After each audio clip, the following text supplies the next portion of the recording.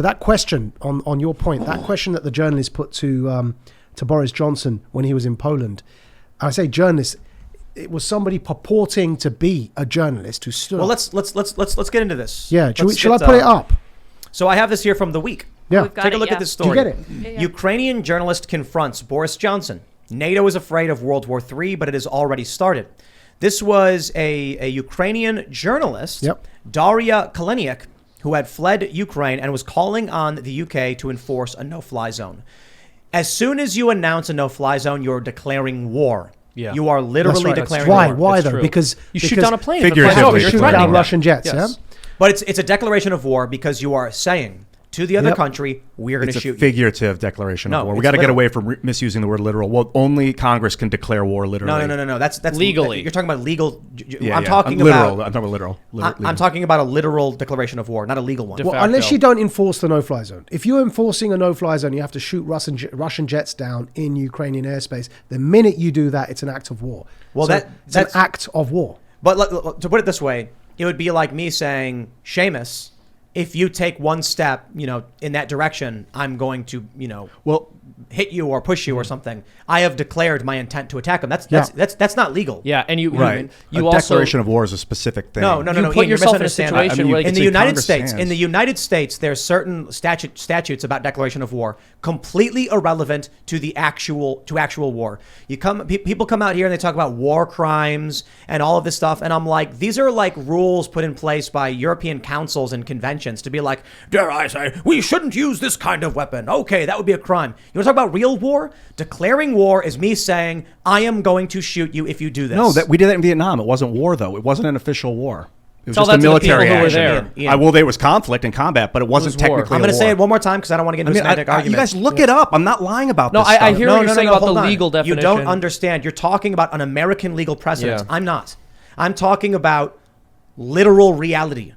That if you are a country of any type, regardless of your laws, and you say, I intend to shoot you out of the sky, you have declared war against them. I think war is a specific term that's used in times of specific types of conflict. Like combat, destruction, and conflict doesn't have to be a war. But can you see what he's saying, that if you shot Russian jets down, for example, and then Russia shot your jets down in response, and then you started nuking each other, even if Congress didn't declare war, you're in... I was going to swear. You're Hell in war on earth. You're in war, right? You're in if a you're war. doing that, even if Congress the soldiers hasn't would declared call it that, and they'd say war is and hell. that's his point. Ian, But the legality is Congress is the only people that are supposed to be able to declare war. But Ian, then This it's is an not the illegal war, but it's still No, stop. We're not talking about the United States. The U.S. has nothing to do with this. Stop thinking about the U.S. If the UK says to Russia, we intend to shoot you out of the sky, they have declared war against them. I don't know about any legal parliamentary statutes. I don't know about other countries. It's irrelevant. If my neighbor is next to me and I tell him, if you put a drone in the sky, I'll throw a water balloon at it, I have declared my intent to take action against him should he do something I don't like. Now, that's what I'm going to say journalist advisedly. This lady, Daria Kaleniuk, that you've referenced up there, she called on Boris Johnson when he was in Poland, the UK Prime Minister, to declare a no-fly zone over Ukraine, which would mean we would declare to Russia, we're going to shoot you down if you fly over Ukraine, right? Which is an act of war. Now, It turns out that this person who called themselves a journalist, who stood up in this press conference, is actually a member of the World Economic Forum. This is their profile on the WEF website. If you look up their name and WEF, you can see it on your screen there. There they are. And actually, the bio does not state journalist.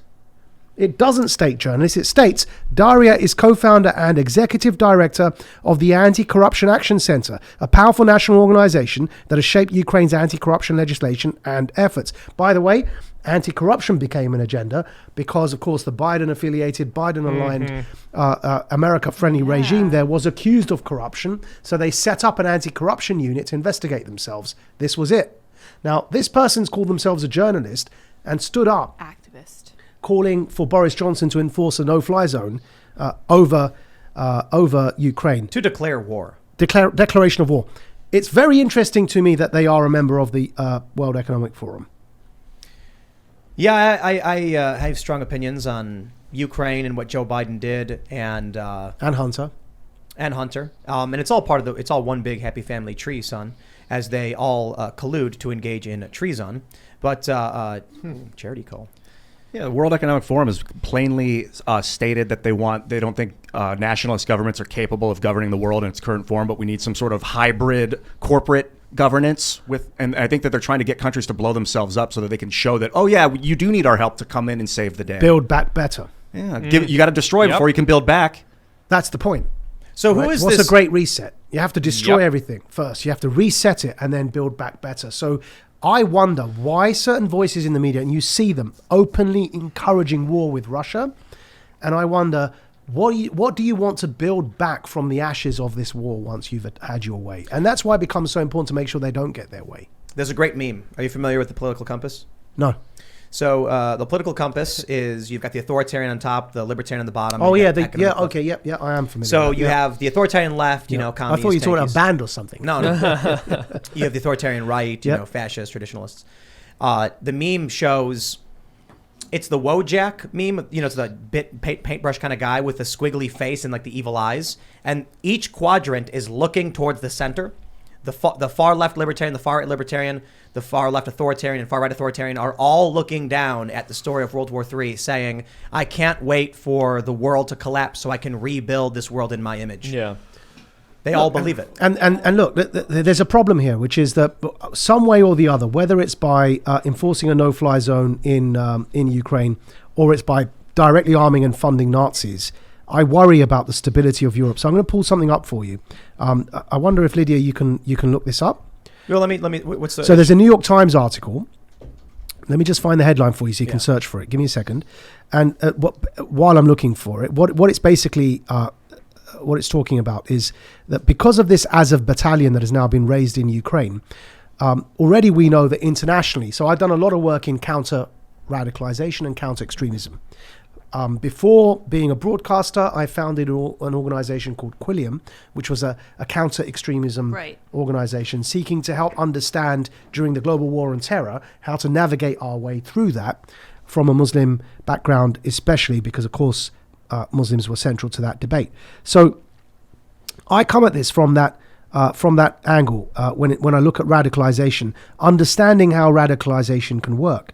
So if you've got an armed Nazi battalion that gains victory in Ukraine, what that does to radicalization is incredibly dangerous. And there's a New York Times article that actually addresses the fact that people now, neo-Nazis, have been traveling from around the world, flocking to the Azov battalion to join them. Now, once you have so think ISIS and Al Qaeda and how global jihadism, if you had a battlefield, how foreign fighters would go, they'd fight with that jihadist group, and then hey, you got it. I didn't even have to find it for you. Yeah, I'm pretty good at Google, I suppose. Far-right militias in Europe plan to confront Russian forces, a research group says. Right, so they're flocking to join Azov. Right now, the problem here is, what does that do for radicalization? If you end up traveling across Europe to join the Azov battalion, you gain combat experience fighting the Russians, and then you go back to your country of origin. Oh boy. Right? You're now the equivalent of the jihadi foreign fighter. Now, we know what effect that had with global jihadism. Those that fought in Afghanistan against the Soviet Union, when the Soviets occupied Afghanistan, Al Qaeda emerged from there. Global jihadism spread from that combat experience in Afghanistan. 9/11 happened and the rest is history. This is the powder keg we've currently got. What happens, though, in Europe in particular is very interesting. Combine this New York Times article with the fact that the video, in fact, you could probably still pull up the video of the official Ukrainian National Guard posting that video of the Azov battalion guy dipping bullets in pig's lard. And the reason why that's important... Pig's lard. Is that what you're saying? Yeah, pig's lard, right? Pig fat. So I'm going to, if you can't find it, because it's on Twitter, you may not be able to find it, but I'll find it as well. And then just at least what we can do is, because the audio, he actually uses the word in their language, he uses the word Muslims. Why that's relevant is combine these two pieces of news together. You've got the potential for foreign fighter radicalization, this time with Nazism as opposed to jihadism, on European soil. But Europe's never had more Muslim citizens in history than it currently has. Think France, for example, 10% Muslim. Yeah. Also, Europe has a radicalization problem on the Muslim side. Now, going back to the Great Reset and the destruction of the world order and build back better. This is the perfect way to encourage civil war in Europe. With these battle-hardened Nazi fighters going back to their countries of origin, you've got jihadis there already. Keep in mind, the Chechens, who are in Ukraine at the behest of Putin, is who the Azov battalion was talking about when they said they were going to dip their bullets in pig's lard to shoot Chechen Muslims. Now, the problem here you got is, so they've gone to fight Chechen Muslims in Ukraine. They come back to their countries of origin and they find Islamist Muslims in their own countries of origin. What I worry about is this leading to reciprocal radicalization in European countries and that civil conflict emerging in continental Europe. One of the most valuable things to any great reset is a civil war. Yeah, exactly, right? And it's incredibly worrying because we've already had a genocide in Europe, in Bosnia, with Muslims. And you end up with this situation. And you know, we've been funding these. We've been funding this Nazi battalion. What was the Bosnian genocide? It was a genocide against Bosnian Muslims. When? During the Bosnia War. Like 1990s, early 90s. And how many people died?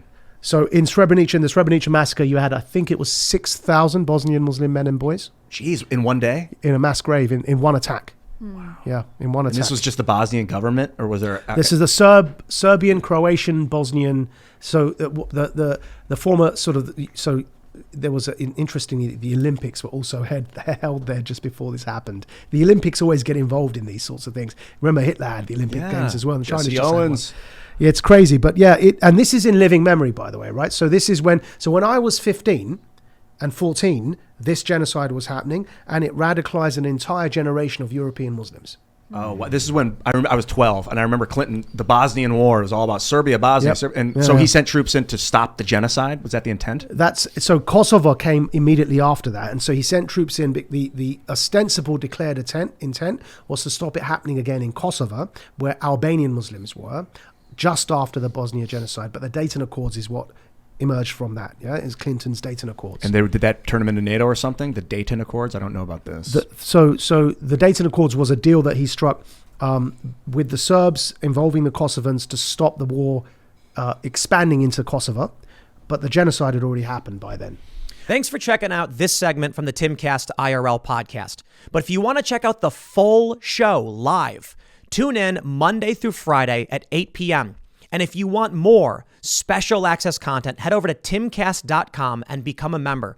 Your membership helps sustain this company, keep our journalists employed, makes this show happen, and you will get access to exclusive members-only segments of the Timcast IRL podcast, and there's a massive library to check out. So again, go to timcast.com or tune in Monday through Friday at 8 p.m., and we'll see you all there.